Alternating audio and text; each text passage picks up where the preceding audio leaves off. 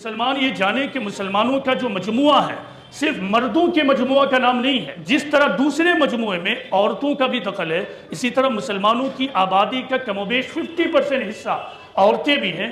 اس 50% حصہ کو اگنور کر کر آپ کوئی بڑا کام نہیں کر سکتے ہیں. آپ کو تجربے ہوں گے کہ مسلمانوں کے مرد تو کسی طرح مسجد میں پہنچ جاتے ہیں، جمعہ کی کم از کم ہفتے میں ایک دن وہ دین کی باتیں سن لیتے ہیں، لیکن مسلمانوں کا 50% حصہ یعنی مردوں کا گروپ کسی نہ کسی طرح مسجد میں پہنچ جاتا ہے. تب بھی مسلمانوں کا 50% حصہ وہ ہے جو مسجدوں سے بہت دور ہے. اس کا نتیجہ یہ ہے کہ مسلم عورتوں میں نہ دینی بیداری ہے، نہ قرآن و حدیث کے بنیاد پر اخلاقیات موجود ہے. لیکن اب ستم ظریفی یہ ہے، آئرنی یہ ہے کہ مسلمان عورتوں کو دینی تعلیم اور دینی اخلاقی تربیت گاہ سے دور رکھتے ہیں، لیکن اس کے باوجود وہ اپنی عورتوں سے، اپنی بیٹیوں سے، اپنی بہنوں سے اعلیٰ اخلاقیات کا مطالبہ بھی کرتے ہیں. کیسی آئرنی ہے! یعنی ہم نے زندگی بھر انہیں دنیا داری سکھائی، ہم نے زندگی بھر ان کو دنیاوی مراکز میں بھیجا، اور اب جب وہ جوان ہو جائے تو آپ اس سے یہ مطالبہ کریں کہ اس کے اندر اعلیٰ اخلاقیات ہو، اس کے اندر مورل ویلیوز ہو، وہ بری چیزوں سے بچ جائے. اور صرف بچ ہی نہیں جائے، آپ کا یہ اندازہ نہیں ہے، آپ یہ صرف اس سے مطالبہ نہیں کرتے ہیں، بلکہ اگر کسی گھر میں کوئی خاتون ان کے اپنے بنائے ہوئے کرائیٹیریا کے مطابق ایک غلط روش اختیار کرتی ہے تو پھر آپ مظالم بھی ڈالتے ہیں، اسے ٹارچر بھی کرتے ہیں. آپ کو کیا لگتا ہے کہ اس طرح کے طور طریقے اپنا کر آپ اللہ کے ہاں کوئی انعام پانے والے ہیں؟ یعنی ایک ایسا شخص یا ایسا گروپ جس کو آپ نے خود بتایا ہی نہیں ہے. ہماری عورتوں کا حال آج یہی ہے، انہیں نہیں معلوم ہے دین کی بنیادی چیزیں بھی، اخلاقی مطالبات، خدائی اخلاقیات کسے کہتے ہیں، خدا نے عورت اور مرد سے کیا مطالبات کیے ہیں. لیکن اس کے باوجود اگر ہم عورتوں سے یہ مطالبہ کرتے ہیں تو اللہ تعالیٰ سب سے پہلے ہم سے یہ سوال کرے گا. ایسے تمام موقعوں پر جب ہمیں یہ محسوس ہو کہ ہماری خواتین کے اندر دینی رجحان نہیں پایا جاتا ہے تو ضروری اس بات کی ہے کہ آپ ایسا نظام بنائیں جہاں عورتوں کے اندر بھی دینی شعور پیدا کیا جا سکے. ایسے مراکز سے انہیں جوڑیے جہاں جڑ کر وہ دینی رجحان پیدا کر سکے.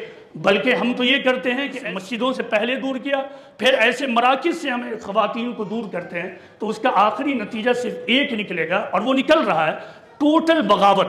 یعنی عورتوں کی طرف سے ٹوٹل بغاوت. اور یہ کم و بیش ہر گھر کا قصہ ہے کہ عورتیں، یعنی عام طور سے تو یہ بچوں کا مسئلہ ہے، لیکن بچوں کے ساتھ بالخصوص عورتیں ماں باپ کی بات ماننے کو تیار نہیں. کیوں؟ کیونکہ انہیں یہ نہیں بتایا گیا ہے. جب وہ کچی عمر میں تھیں تو ان کو یہ بات معلوم نہیں ہوئی کہ ماں باپ کی بات بھی ماننی چاہیے، یا پھر ماں باپ کی بات کو کان لگا کے سن لینا چاہیے، وہ صحیح کہہ رہے ہیں یا غلط. یہ بہت بیسک بات میں کہہ رہا ہوں. اس کے آگے کی بات ہے کہ قرآن کا مطالبہ کیا ہے، اللہ اور اس کے رسول کا مطالبہ کیا ہے.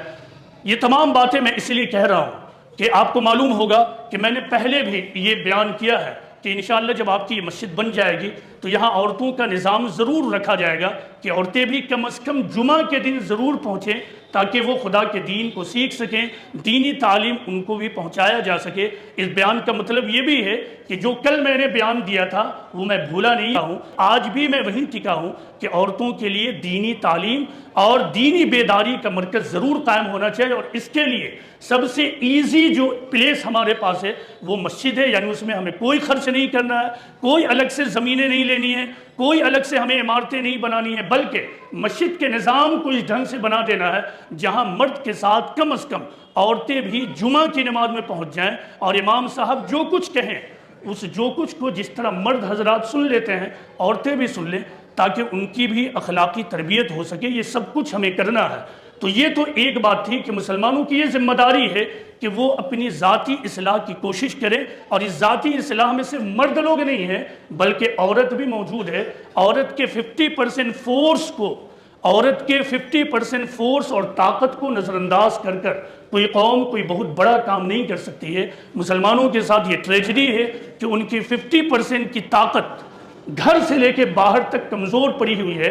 اور جب ایک مرد بھی دین سیکھ کر دوبارہ گھر پہنچتا ہے تو فائنلی مرد کس کے پاس پہنچتا ہے؟ ایک شوہر اپنی بیوی کے پاس پہنچتا ہے، ایک بھائی اپنی بہن کے پاس پہنچتا ہے، ایک اولاد اپنی ماں کے پاس پہنچتا ہے. لیکن ماں، بہن، یہ وہ لوگ ہیں جن کو دین کا علم نہیں ہے، دین سے محبت نہیں ہے، اللہ اور اس کے رسول سے محبت نہیں ہے، تو جب ایک مرد دین کی بات سن کر دین پر چلنے کا تھوڑا موڑا ارادہ بھی رکھتا ہے تو گھر میں پھر وہی عورت اپنی لا علمی کی وجہ سے، وہ بددین نہیں ہے، وہ بددین نہیں ہے، اللہ اور اس کے رسول سے دور نہیں ہے، بلکہ اس کا مائنڈ سیٹ وہی بنا ہوا ہے، تب وہ عورت یعنی اس کی ماں اور اس کی بہن اس کو ڈائریکٹلی انڈائریکٹلی یہ کہہ کر روکے گی کہ تمہارا وقت ابھی یہ کرنے کو ہے، تم ابھی دنیا بنا لو، تمہارا پیسہ اس لیے ہے کہ تم اس کو اپنی ذات پر خرچ کرو، تم اپنے وقت اور اپنی دولت کو کہاں مولوی ملا کی بات مان کر برباد کرنے والے ہو، تو یہ مسئلہ تو رہے گا۔ اسی لیے اگر ہمیں اپنے آپ کو بھی دیندار رکھنا ہے تو اپنی ماؤں کو اور بہنوں کو بھی دیندار بنانا ہوگا،